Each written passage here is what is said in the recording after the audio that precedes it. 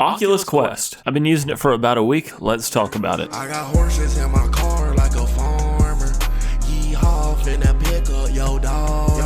So whether you've been following the VR scene or not, what you need to know about the Oculus Quest is that it's a completely wireless device where all of the processing information is done entirely through the headset itself. There's no expensive computer to hook up, there's no game console, none of that. You take it out the box and you're good to go. The Oculus Quest utilizes 6 DOF tracking, which allows you to set up a perimeter around your play space, which will build a grid around you, so if you ever start to reach the limits of your play area, say like a wall or something, it'll notify you to let you know, hey, you're going out of bounds here. And if you cross that boundary, your tracking cameras will actually turn into regular cameras so you can actually see the environment around you, which is really neat. However, don't completely depend on this and think you're completely safe within that play space and leave a drink sitting on your desk. I was playing some Robo Recall where I just punched straight through the Guardian, knocked a coffee right off of my desk and down the back of my computer. So that day was completely spent cleaning up, and as you can tell, we're at a different angle because I reorganized it, which maybe was a blessing in disguise because I was overdue to do this, obviously. Point being, I got off lucky. You can also turn off this grid guardian system thing,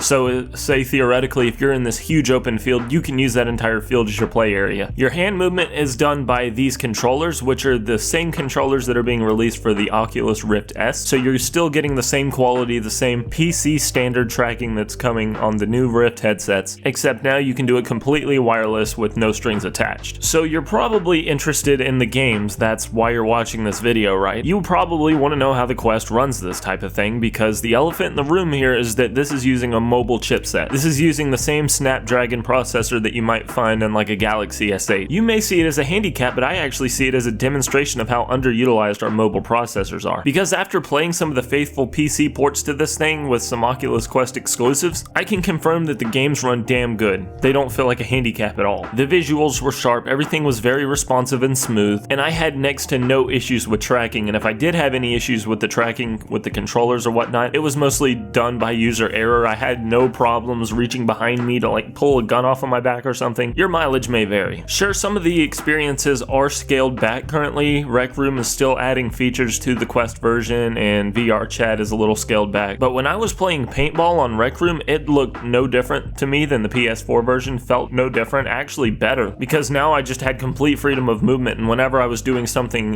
more minute, like typing on a keyboard, it was actually way easier and way more responsive than something like PSVR, because the tracking on the controllers is very accurate. My little brother was playing Beat Saber on Expert Plus, no problems. If you watched my last Beat Saber review, you would know he's kind of fucking insane at this game. Also, if you're coming from something like PSVR, you're gonna notice this is a lot more open source and PC-esque, so you can actually play things that were never really intended to be played on the Quest, like the Gear VR version of Minecraft, which you currently have to have a controller for, and a ton of other apps and stuff you can do, like you can actually do custom songs on Beat Saber recently. That is really fucking awesome.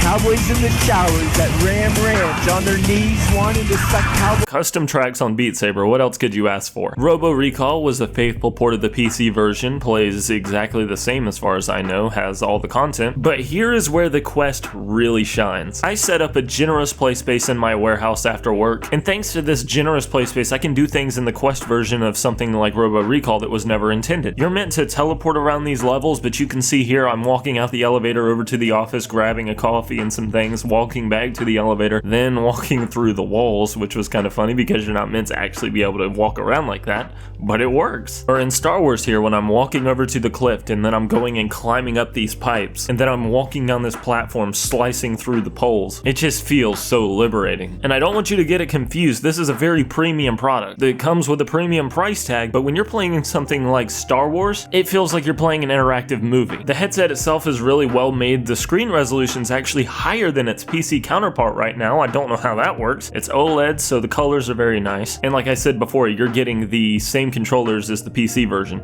with the same type of tracking. I guess because of the sensor around this ring, the controllers can kind of predict where your fingers are placed on the buttons before you actually press them, and then you have your grab button and your trigger, so you can make different hand gestures and do different motions. That was kind of new to me coming from PlayStation VR. You got the analogs, just know that you have all the controls you need in these controllers. But sure, on paper, you're gonna notice some of these games may be graphically scaled back, but I cannot stress enough this is not going to be something you're even thinking about, because immersion is the name of the game, and when you can just freely walk around as much as you want, it completely changes the play experience. Not to mention the ease of access in this thing. You see, for me, one of my favorite parts about VR was sharing it with other people. One of my favorite things to do with PlayStation VR was to take it over to a party or my girlfriend's house and show it off to people so they could kind of experience it and you could kind of get their reactions, and it was always a good time. Because this is a new medium, it's really fun to share the experience with other people. But even with something that's easy to set up like my PSVR, it's been collecting dust because I just cannot be bothered to hook everything back up, and then if I wanted to capture gameplay, I'd have to route my capture device through the VR processing box, and it's just annoying. But with the headset, if I want to play it,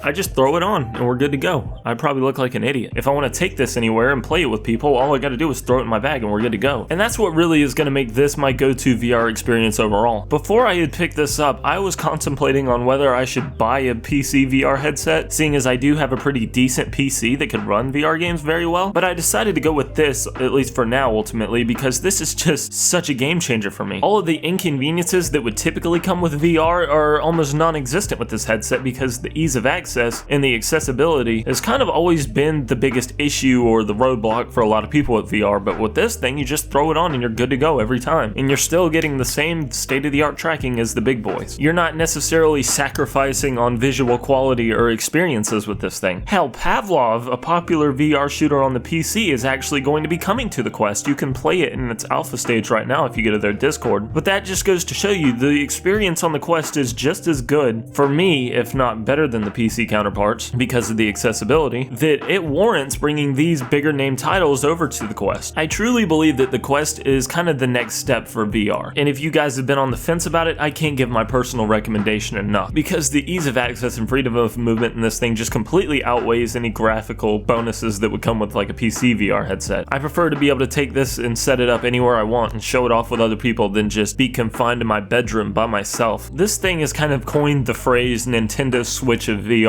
and I think that's a pretty fair comparison. However, unlike the Nintendo Switch where you're kind of making compromises and scaling back for portability, you're doing the same thing with this, but for VR, it just feels like the right step forward, because that freedom of movement takes a game where I'm kind of like, yeah, you know, this is kind of cool, to wow, this game is really fun. But let me know what you guys think of the Quest, because I'm really considering doing more follow-up videos on this thing because I just love it. So if you guys have any questions, concerns, or comments, just drop them down below and let me know what you might want to see in a future Oculus video. Thanks as always to my Patreons who are generous enough to directly fund my videos so I can do little things that I may not have done otherwise. If you want to support that, it's in the description. It's just a little dollar tier. You can pledge as much as you want. I'm not really sure what to do as far as incentives or bonuses go yet, but if you are wanting to do that, it's right there. If you're new to my VR stuff, I have a VR playlist you can check out, but I believe that's all I got. I can't thank all of you new guys enough, and I can't thank all of you older guys that have stuck with me through all this time enough. I've been growing more now than I have on YouTube ever in the past 4 or 5 years I've been doing it, so I just want to thank all of you guys personally.